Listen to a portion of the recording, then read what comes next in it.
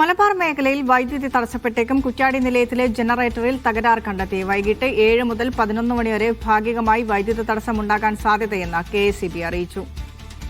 RB സനോബ തിരുവനന്തപുരത്ത് നിന്ന് വിശദാംശങ്ങളുമായി ചേരുന്നുണ്ട്. സനോബ, കഴിഞ്ഞ ദിവസങ്ങളിലൊക്കെ മലബാർ മേഖലയിലെ പല ജില്ലകളിലും അപ്രഖ്യാപിതമായി വൈദ്യുതി തടസ്സമുണ്ടായിരുന്നു. ഇനിയും അത് ഉണ്ടാകും, അല്ലെങ്കിൽ ആ രീതിയിൽ വൈദ്യുതി തടസ്സം ഉണ്ടാകുമെന്ന് തന്നെയാണോ KSEBയുടെ അറിയിപ്പ്? വിനീഷ, കുറ്റ്യാടി നിലയത്തിലെ ജനറേറ്റർ നമ്പർ 6 ഇപ്പോൾ തകരാറ് ശ്രദ്ധയിൽപ്പെട്ടത്.